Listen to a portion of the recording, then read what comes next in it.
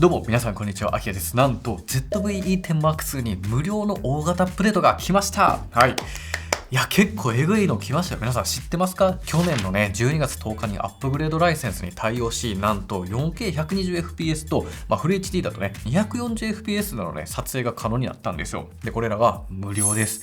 最高じゃないよくぞソニーさん、こんな大幅アップデートをしてくれたということで、今回ね、そのアップグレード内容がどんなことなのか、何ができるのか、で、4K120 が撮れるとどういった面でいいのかっていうのをね、たくさん作例も撮ってきましたので、これをね、ちょっと皆さんにね、ご紹介できればなと思っております。はい。じゃあそもそもね ZV-10M2 とはどういったカメラなのか簡単にねおさらいもしていきたいんですけど、このカメラはですねもう僕たちもねレビュー動画出しました。徹底レビュー動画を出して、非常にねもうめちゃくちゃ人気でねたくさんの方に見ていただいてもう15万再生ぐらいいったのかな。はい、なので詳しく知りたい方はぜひこちらを見てほしいんですけれども、2024年8月にね発売された Vlog カムシリーズのね APS-C サイズのカメラとなっております。スペックですとねこんな感じになっています。このカメラは APS-C サイズのセンサーの大きさとなっています。だいたいこれぐらいのねサイズ感のセンサーサイズになっていますね。で一般的なねカメラとしてこういったフルサイズセンサーというものがあるんですが、こっちがフルサイズセンサーでこっちが APS-C なので、センサーのねサイズが小さいと、なんですけど、カメラのねサイズも小さくできたりとか、よりねこう小型軽量な運用がねしやすくなっている、そんな特徴があります。このセンサーのね大きさが大きいほど背景がボケやすかったりとか夜の撮影でも綺麗に撮りやすいっていうねメリットはあるんですけど、センサーがねこの APS-C と少し小さいサイズであることによってこうよりねコンパクトに設計ができる。で、価格もね抑えられやすい。なのでね日常とかのねそんな記録にもめちゃくちゃ適したねモデルという形になっていますね。で、価格もね10万円ちょっとぐらいで、後ほど詳しく見ていきますが、すごくね手に取りやすい価格だと僕は思うんですね。で、この価格でありながらセンサーがねこの子とほぼ一緒だと思うんですよ。はい、こちら FX30 というねカメラになっていて、はい、見ての通り APS-C センサーのもので、これのフルサイズ版が FX3 というね、今撮ってるカメラだったりはするんですけど、この FX って言ったらねこう映像のね業務向けにも作られているようなそんなシネマラインというモデルなんですが、これね多分同じセンサーなんですよ。だから 4K のね高画質とかシネマカメラと同等のね画質をね、実現することができるのでめちゃくちゃコスパいいと思うんですね。もちろんね手ブレ補正機能だったり冷却ファンとかね SD カードのスロット機構みたいな感じで FX30 の方がねハードウェアの完成度とかっていうのはめちゃくちゃ高いんですけれども、 E10-2 でもね、同じ中身がほぼ入ってると言っても過言ではないので全然選ぶ価値はね十分あると思います。むしろ逆に内蔵マイクとかね、ボディの重量はこっちの方がね優れていたりもしますし、で今回の 4K120fps のね撮影にも対応したということで、動画性能もね FX30 にかなり近づいてきたといったところになってきています。でこのカメラねファインダー自体はないんですよ。なのでファインダーを除いて撮影することはできませんが、もちろん写真はね撮ることもできるので、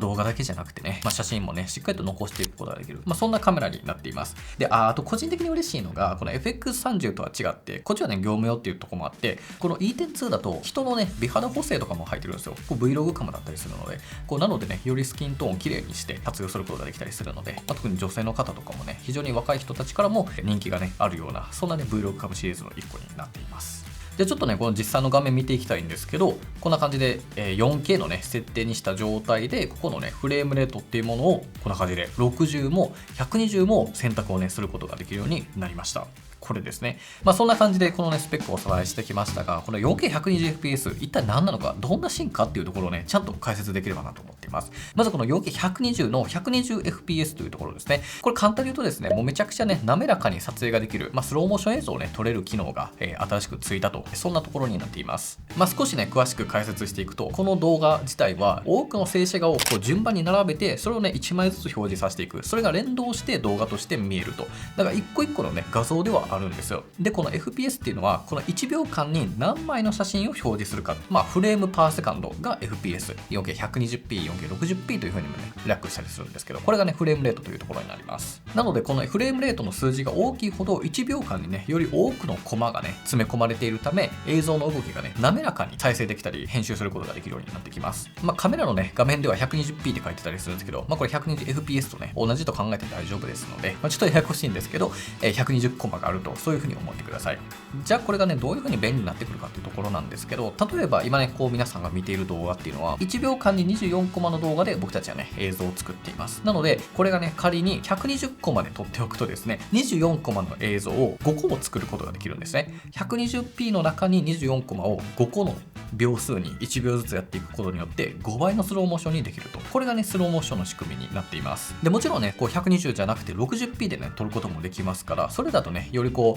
う、コマが多くなるので、こうちょっとヌルヌルのね映像にして、表示することもできるし、60個まで撮っといて 30p、30p と2秒間のね動画のスローモーションにすることもできると。だからこの 4K のね 24p、30p だけで撮れるんじゃなくて 60p と 120p で撮れるっていうことは、よりね後から表現の幅が広くなっていくっていうところになるので、僕たち動画ユーザーからしたらめっちゃ大きいアップデートになっています。そんなねこの 4K120p で撮れるねこの映像なんですけど、ちょっといろいろと撮ってきましたので、よかったらねちょっと見てみてください。どうぞ。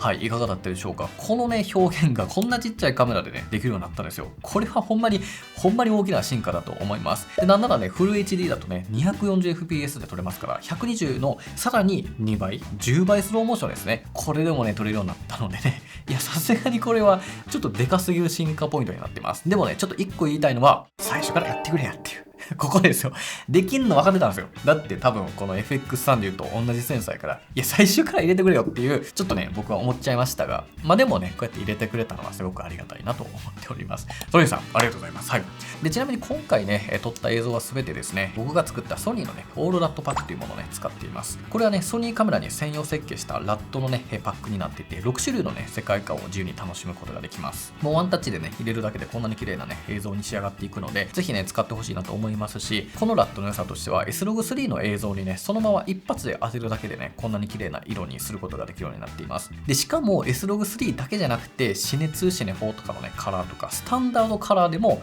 それぞれにね、最適なラットを含めておりますので、基本的にはこの3つのね、カラーモードでどれで撮っておいたとしても、同じようにね、ラットをそれぞれ当てることによって、綺麗にね、適用させていくことができます。これがね、ソニーカメラ専用設計したというところの強みになっています。で、さらに、この ZV-10M2 ってカメラの中にラットを取り入れることができるんですよ。このラットっていうのは、写真でいうフィルターのようなものなんですが、これをカメラの中に入れて、僕がね、作ったこの色味で撮影することもできますし、そのままデータに焼き込むこともできるし、6種類の世界観をカメラ用とシネ4用、シネ2、シネ4用と、さらにスタンダード用のね、4種類、計24個入りのね、ラットになってますので、ぜひよかったら使ってみてください。で、このラットパックとプリセットパック、これもね、ソニーカメラ専用設計したプリセットもあって、これらをね、両方ともバンドルにしたソニークリエイターズバンドルっていうものもね、展開していますので、これめちゃくちゃ人気でね、もう何百人という方が使ってくださるね、僕の中でも自信を持ってお勧めできるようなものになってますので、興味ある方はね、ぜひ概要欄のリンクからチェックしてもらえたらなと思います。ということで、この 4K でね、120撮れるようになったんですけれども、これを使うにあたってメリット、デメリットがあると思っていて、4K で撮れることの良さと、あとは注意点をね、ちょっとお話しさせてください。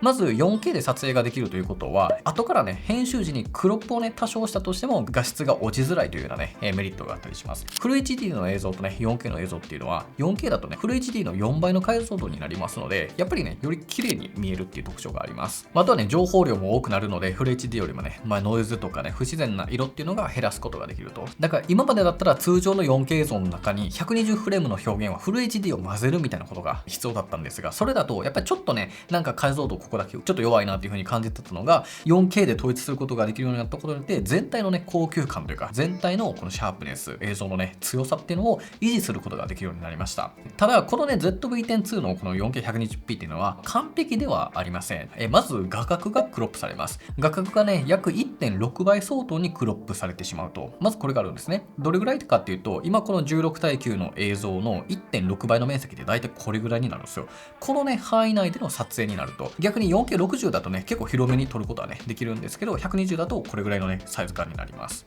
で、あとはね、アクティブデフレ補正がね、使えなくなります。基本的にね、手ブレ補正が使えないと思った方がいいんですよね。ただ 4K120p って、スローモーションでね、使うと、そんなにブレはめっちゃ気になるわけではないんで、僕的にはまだ OK かなって感じであるけど、大きな注意点ですね。ただ例外として、レンズ内に手ブレ補正をね、持っているレンズに関しては、スタンダードの手ブレ補正はね、使うことはできます。例えばこのキットレンズなんかは、レンズに OSS とね、ついてるんですけど、これがね、レンズ内手ブレ補正がね、ついているレンズになるんですが、こういったものであれば、スタンダードね、補正を撮影時に使うことができます。ただ、こっちの方が少ないので、基本的には入ってないんですよね。例えばシグマのレンズであったりとか、そういったものもなかなか入ってはこないので、ちょっとこれはね、大きな注意点にはなりますね。で、あとちょっと細かなね、注意点になるんですが、フル HD の 240fps の撮影はですね、スロー&クイックモードを使用しなければなりません。はい、スロー&クイックっていうのは、ここのボタンがね、ここ。はい。もう完全に音を取らないと、スローモーションでプレビューもさせるというような、そんなね、撮影方法になるんですが、普通のね、動画撮影モードだと、メニューからね、例えばここをフル HD にしてあげて、はい、でここを変えると120がマックスになりますと。ただここのモードをスロー&クイックにしてあげることによって、ここの最大のフレームレートを240にすることができると。スロー&クイックは音声を取ることはできません。なので音はね、基本的にこのフル HD240 っていうのは取れません。ただスロー&クイックモードのね、良さとしてはこんな感じでプレビュー時からね、スローモーションで表示することができたり、データがね、そもそもスローモーションになるので、ちょっと編集がやりやすかったりとかね、そういった特徴はあるんですけど、音声は入れることはできません。で、あとはね、特定のね、モードでは V90 以上の SD カードが必要になります。ちょっと難しいかもしれないんですが、今ね、僕たちが使っているカードというのがこちらでした。プログレードの 256GB の V60 のカードになってるんですね。で、SD カードにはね、この規格があって V30、V60、V90 とあるんですが、このね、数字が速いほど、読み込み、書き込みが速くなるといった特徴があるんですが、V90 が一部必要になるといった形になります。どういった時にこれが必要かというところですが、基本的にはビットレートを最大に上げたい時、ここが引っかかる時が出てきます。例えばですね、4K で撮影をしたいという時に、ここのビットレートっていうものをね、選択することができます。基本的にこの420 10ビット、420 ビットで200 Mbps、280 Mbps みたいな表記があるんですけど、これはね、基本上に行けば行くほど、情報量が多くて高画質だと思って大丈夫です。はい。で、これを上げていくと、こんな感じで 120p でね、撮ることは一応できるんですが、これね、スロー&クイックにした場合はね、撮れなくなっちゃいます。これ結構謎で、ほんで、このね、422 10ビットのこの、幅も増えるんですけれども、この最大だと、これはね、V90 が絶対いることになりますと。なのでね、僕みたいに V60 で撮りたい方は、スロー&クイックじゃなくて、普通のね、こっちの動画モードの中で、こっちをね、上げてあげるといいかなと思います。で、あとフル HD の時もね、ちょっとありまして、これはね、スロー&クイックのみなので、スロー&クイック設定で、フル HD にして、で、フレームレートをね、240にすると、これもね、撮れなくなっちゃいます。ただ、こっちのね、記録フレームレートが60とかだと撮ることができるので、ちょっとややこしいんですよね。なので、8倍とか10倍スローだと、V90 必要になっちゃう。なんでちょっとややこしいんですが、こんな感じで、撮れるパターンと撮れないパターンが出てくるので、もう完全に高画質で撮りたいよっていう方は V90SD がね、必要になってくるといった形になります。で、あとね、ちょっとこれ体感値で申し訳ないんですけど、アンプのノイズがね、ちょっと目立つかなと感じました。特にね、暗いレンズだと結構目立つと思うので、明るいレンズがね、必要になってきますね。今回僕はね、ほとんどこのね、シグマの 1740mmF1.8 の、めちゃくちゃ明るいレンズで撮ってたんで、すごくボケるしね、暗いところでも撮りやすいっていうのはあるんですけど、F4 とかなると結構ノイズは出るかなと思います。なので、レンズ選びはめちゃくちゃ大事。で、あとね、AF の効きがちょっと弱いんじゃないかなという可能性があるんですよ。ただこれ確証は入れなくて、普通にちょっとこう前に出したりね、瞳を隠したりとかして、そのね、スピードみたいなところで言うと、大差はなかったんですよ。4K120 であろうと、60であろうと。ただ、なんかね、撮ってる中でピン外れんなっていう機会が結構あったんですよね。ほんと体感値で申し訳ないんですけど、A はちょっと弱い気がする。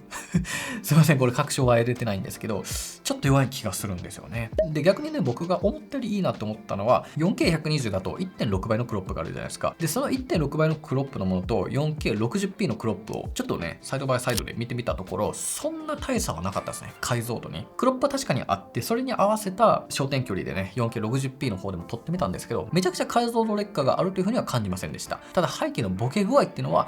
同じ画角として見せた時にちょっと差は出てくるので、やっぱクロップのね、ちょっとこうデメリットっていうのは生じてきます。ただ、著しく画質が悪くなるとか、解像度が失われるっていうほどではないかなと。絶対 4K の動画に混ぜることができるんじゃないかなと感じました。はい、という感じで、ちょっと注意点もね、お話しさせていただいたんですが、今回のちょっとこのアップデート方法、いつもと違うので、これもね、軽くご紹介しておきます。最近のね、ソニーのカメラってね、基本的にクリエイターズクラウドでね、アプリを介して、もうそれでサクッとできるんですが、今回ちょっとそういったわけではないんですよ。なんかライセンスみたいな感じなんですね。無料ではあるんですけど、これはね、ちょっと専用のね、サイトに行っていただく必要があります。これも概要欄にね、載っけておくんですが、ここのサイトからダウンロードをしてください。で、そこでライセンスをね、取得して、それをね、割り当てる必要があります。このファイルがね、ダウンロードができましたら、そのファイルを SD カードに取り入れて、カメラの中に差し込んで、アップデートをね、開始すると、そういった手順になっています。ぜひね、概要欄のね、アップデートライセンスダウンロード URL からね、ぜひダウンロードしてもらえたらなと思っております。はい、という感じで、だいぶとね、今回のアップデート内容を理解できたかと思うんですが、そんなこの ZV-10 Mark II 購入した方もいれば、購入を迷っている方もね、多くいらっしゃると思います。ソニーのカメラってめちゃくちゃいいっていうのは前提で、他のね、カメラメーカーと比較した時に、実際どうかなっていうところで迷われている方も多いと思うので、僕たちは全部レビューをしたので、ちょっとね、一覧で見ていきたいなと思います。どれが良くなくてどれがいいってわけではないんですけど、それぞれに強みと、弱みがあるのかなと思ってるので、そこら辺をね、お伝えしていきたいなと思います。じゃあまずはね、それぞれのスペック表を見ていきましょう。こんな感じです。今回ピックアップしたカメラは全て同価格帯で、結構エントリー向けであり、APS-C センサーでね、これからしっかりとカメラを始めたいという方に各社がね、展開しているモデルたちになります。で、この中でやはり特筆すべきが 4K120p に対応したのが今回の ZV-10 Mark II だけになるんですよ。ここがやっぱね、このカメラでしかできない部分になってきます。で、さらに 4K60p のね、クロップ率っていうのも一番低いのがこの E10-2 になってくるんですね。なので 4K のスローモーションっていうのが一番得意なのがこの ZV-10 Mark II という風になります。でも逆にニコン Z52 なんかは、ちょっと大きいんだけどファインダーがあるし、フラッシュもついてたりするし、ボディの設計はめちゃくちゃ良かったりします。一方で XM5 っていうのはオープンゲート収録ができたり、富士フィルムのね、フィルムシミュレーションを使うことができたりとか、あとめちゃくちゃちっちゃくて軽いっていう特徴もあります。で、一方でキヤノンのね、R50V っていうのはね、とにかく安いんですよ。価格がね、一番安いので、Amazon とかだと9万台で買うこともね、できたりする時もあるので、本当にね、コストをかけずに楽しみたいという方にはすごくおすすめだったりします。で、これらのね、メーカーのカメラ全部ね、フル HD で良ければ、どの機種でも 120p は撮れるので、用途に合わせてね、選んでいくのがいいかなと思います。本当に、これはね、どれが良くてどれが良くないかじゃなくて、ちょっとずつね、コンセプトというか、使用用途がやっぱ違ってくるんですよ。なのでね、この8で全部レビュー全てのカメラで出していますので、よかったらね、チェックしてもらえたらなと思っております。というわけで、このね、ZV-10 Mark II の 4K120p が誰向けの機能なのか、僕なりのね、考えもちょっとお伝えさせてもらいたいんですけど、この機能に関してはね、ラフにね、動画をいっぱい撮りたいという方よりも、ちょっとこだわってみたいとかね、他の人とね、違うような映像を作ってみたいっていう方にね、刺さってくるものなんじゃないかなと思っています。例えば、エモさとかね、美しい映像を使って、何か他の人と差別化をしていきたいみたいな、そういった SNS クリエイターさんとかにもめちゃくちゃいいなと思っていて、やっぱり4K60p ってね、結構普及しましたよね。いろんなカメラでそれが撮れることができるようになりました。ただ 4K120 になるとちょっとワンランク上のねカメラを選ばないと撮ることができない。フルサイズだと割とね30万とか超えてくるような価格の機能になってくるんですよ。これが10万円ちょっとで使えるということになるので、よりコストを抑えて今までにできなかった表現を実現していくことができる。そこがねやっぱり一番のね醍醐味かなと思います。120p にすることで目では捉えきれないね一瞬の美しさであったりとか、肉眼じゃ絶対にね見れることができないようなスローモーション表現をね演出することができるので、ここはね本当に表現として幅はめちゃくちゃ広がるんじゃないかなと思います。で、あとはねスポーツとかねアクティブな動画を撮る人にもおすすめなんですね。この 120p とか 240p っていうのはこのスローモーションですごくね動きが発揮されていくので、やっぱりねそもそもの動き、被写体の動きとかモデルの動きとかが速いものの方がそのダイナミックさっていうのが伝わると思うんですよね。もちろん等倍で流すっていうのもいいんですけど、体が動いていくような表現の時とかにちょっと変わったね見せ方ができるんじゃないかなと思います。で、あとはねミュージックビデオを撮影したい、映像制作を作ってみたいっていう方向けの、さらに予算がねあまりないよっていう方にもめちゃくちゃおすすめできるものです。業務向けにねこのカメラを使うっていうのはどうなのかっていうところではあるんですけれども、でもこのスローモーション表現をね一旦試してみたいとか、普段は7-3を使っててスローモーションのためだけに一旦これをね使うみたいな、なんかそういったね多分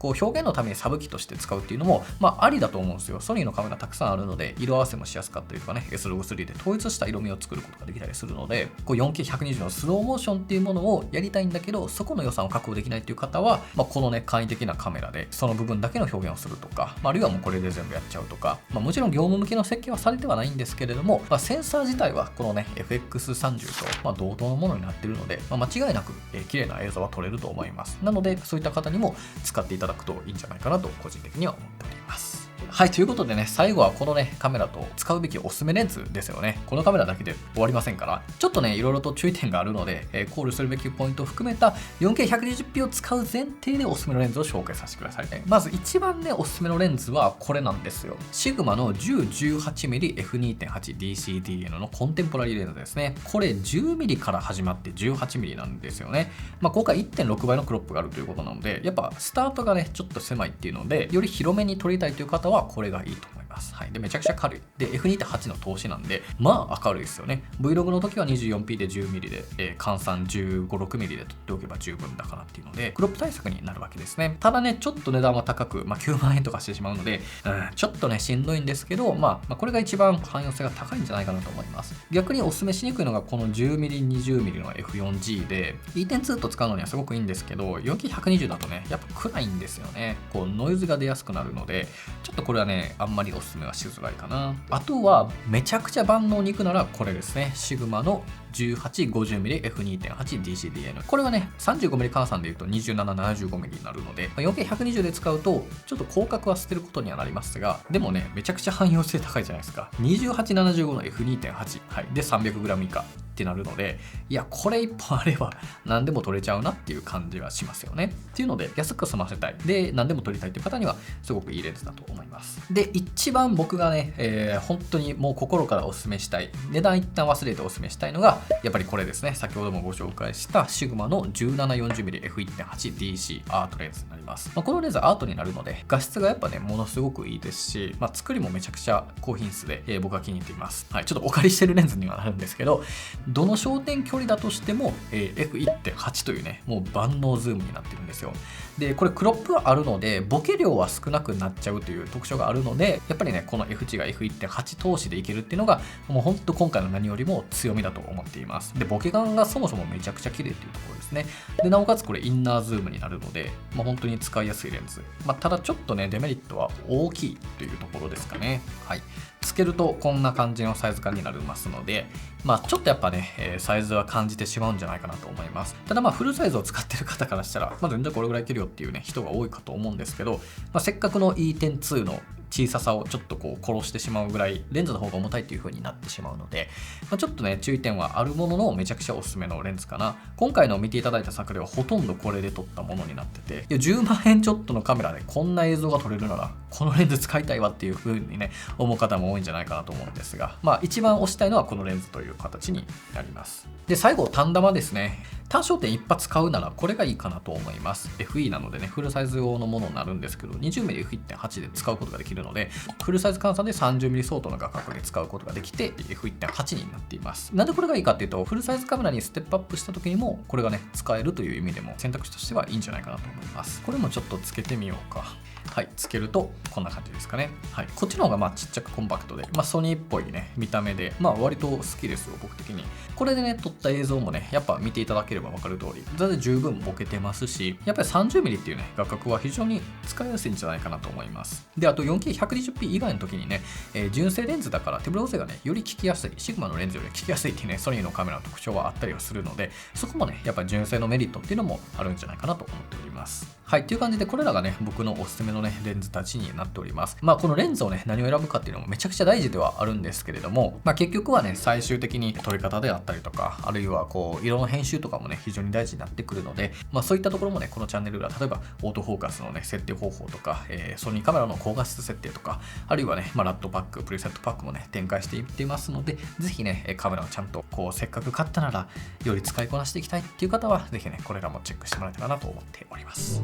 はい、ということで今回の動画いかがだったでしょうか。さすがにね、この 4K120 進化でかかったですよね。でしかもね、皆さん今ね、値段がね、ちょっと安くなってるっぽいですよ。まあ、公式がね、値下げをこうアナウンスしたっていうわけではないんですけど、実は2月の20日から5月の11日ぐらいで、キャッシュバックキャンペーンが始まってるんですよね。で、このキャッシュバックでソニーからね、買っても1万円のキャッシュバックがあるっていうのはあるんですが、なんか市場の価格が全体的に下がってると思うんですよ。まあ、これが多分そのキャッシュバックの影響じゃないかなっていうところではあるんですけど、今ね、結構買い時なんじゃないかなと思っております。ソニーの、ね、公式でもボディの価格が 10% のね割引がみんなあるので 10% オフになって、そこから1万円のキャッシュバックで実質12万7610円で買うことができます。でマップカメラだとねもっともっと安くね買うことができたりするんですけど、ちょっとね先週見た段階だとね、在庫はあったもののこの撮影時は在庫がねなくなっちゃってるので、ちょっと今はどうかわからないんですけど、まあ、全体的にね市場の価格が安くなってるので、迷ってた方はまあ今は買ってもいいんじゃないかなと思います。で逆に後継機みたいなところをね期待される方もいると思うんですけど、これはちょっとまだ出ないんじゃないかなと個人的には思ってますね。まあ断定はできないんですけど、ZV-10-2 2020に出て、まあ次出るとしても早くて2027年とかじゃないかなと思うんで、個人的にはですけどね、まあ、そんなに後継モデルは待たなくてもいいような機種なんじゃないかなと個人的には感じています。まあでも6900みたいなね噂も出てきていますから、まあ、新しいセンサーがね新しく出るのか、まあ、それが出たらまあ後々 ZV とかにもねまた入ってくると思うんですけど、まあもうちょい先になりそうな感じはしてますけど、まあすぐねその数ヶ月先とかで起きるようなことではないんじゃないかなと思っております。はい、ということでね、今回は ZV-10M2 のアップデートについてまとめさせていただきました。まあ自分が購入したカメラがね、僕もこれ買ったんですけど、こうやって無料でね、こんな進化していってくれたらめちゃくちゃ嬉しい限りですよね。まあ最初からやっといてほしいっていう気持ちはあったんですけど、でもできるようになったっていうところは本当にね、嬉しい限りだなと思っております。まあぜひね、ZV-10M2 持ってる方、アップデートしてほしいのと、まあ売っていた方もね、まあ他のカメラとも比較をしながら、購入検討してもいいんじゃないかなと思います。ということで皆さん最後までご視聴いただきありがとうございました。ではまた次回の動画でお会いしましょう。バイバイ。